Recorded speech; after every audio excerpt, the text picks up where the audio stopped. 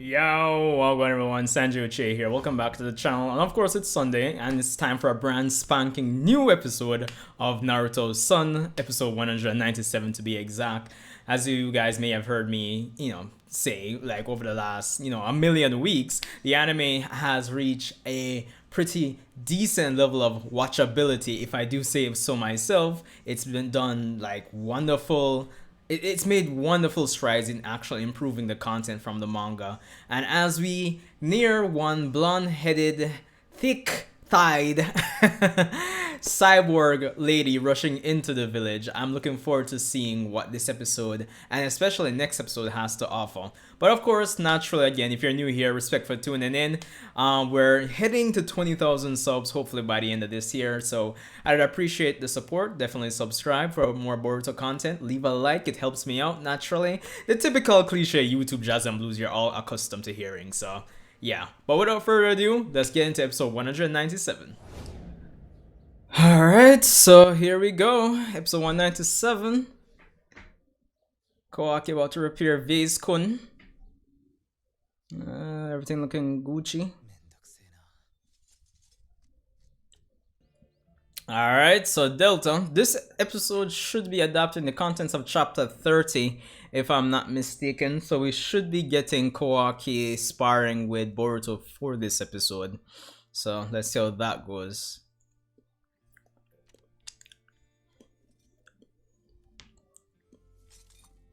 I really like the music, the OST. I mean, it's something we've heard already, but I don't know if it's played this long.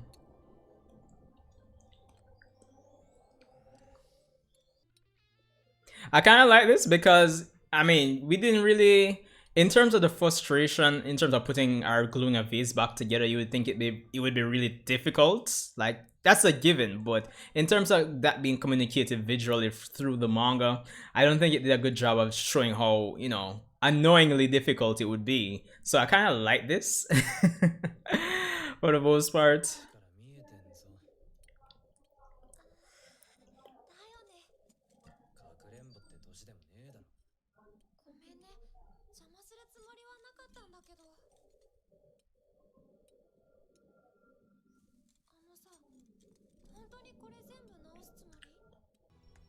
Meanwhile, in the car abyss.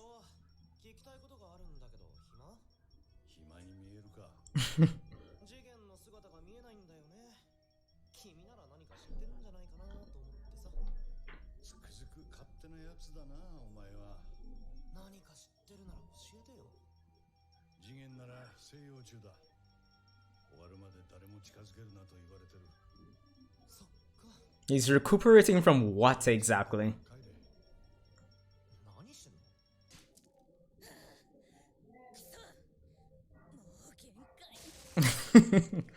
Jeez, talk about impatience.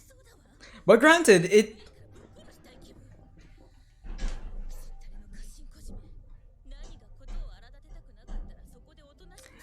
when I think about it, it would have been it would have been at least a few days since they got to the village, right?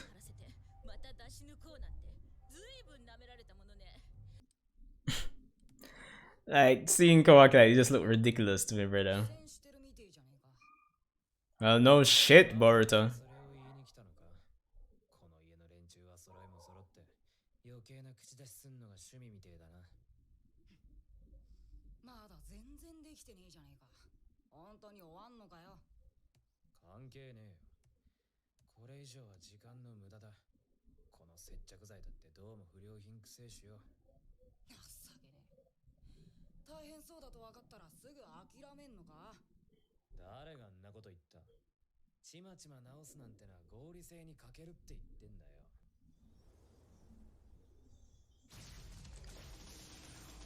Yeah. Cynthia, no. Stop the foolishness. Yeah.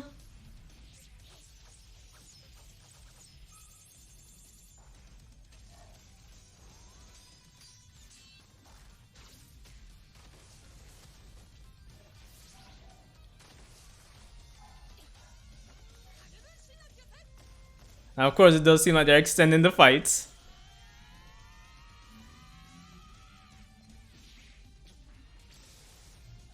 Yeah.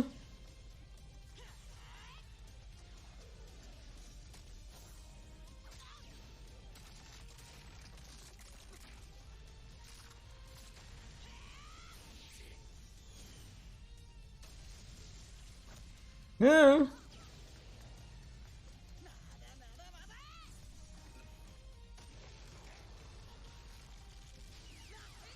Yo.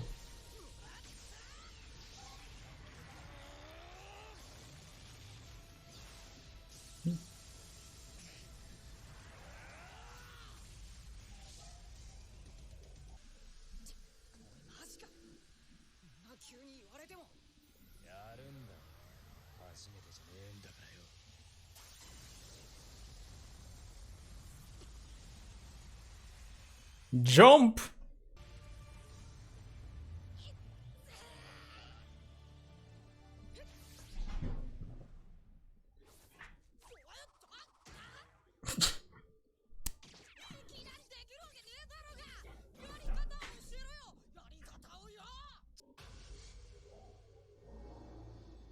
Ah. Momoshiki. I like that too because it was kind of hard to tell that his hand actually healed in the manga.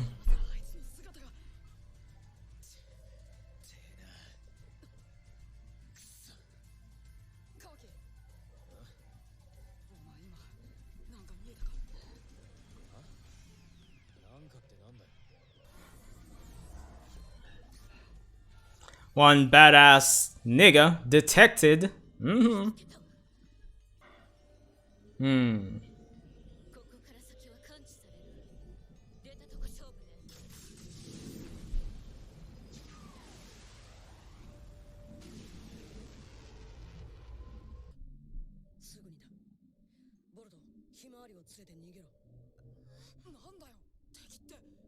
Bro, it doesn't matter. Just take Himawari and cut.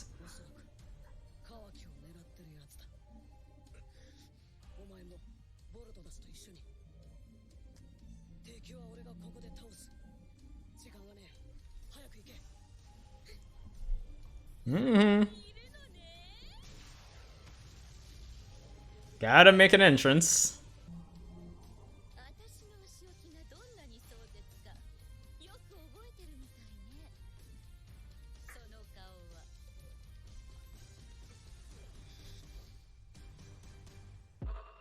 So, alright, on a level, it kind of feels like I don't really have much to say about this episode, but at the same time, I would say the biggest positive coming out of this episode is that it progresses the plot in a lot of very interesting ways when it comes on to the perspective of a anime only watcher. And I think that's the most important thing coming out of it. Naturally, there are some additions here and there throughout the episode that I did like as well, that will be setting up some, you know, I wouldn't say some big or major plot points in terms of payoff, but it did set up some stuff, you know, ranging from the conversation that Amado had recorded in this episode, that line regarding Code saying, yo, Jigen says the vessel can't, it's impossible for the vessel to actually escape from him. And actually, for you anime only watchers, you'll see why in, I would imagine, the end of this month, or if not in June, more than likely. Yeah, so that's going to be interesting. But all in all, I thought this was a solid episode. I did appreciate the the VS reconstruction scene. It just looked annoyingly frustrating to me. I know we did get bits and pieces of it in the chapter that this episode is based on, which is chapter 30, but they extended it for the most part with this episode. I would imagine to hammer home how, you know, annoyingly frustrating this whole reconstruction of the Viz is, as well as how difficult it can be, even though you would imagine that it is difficult.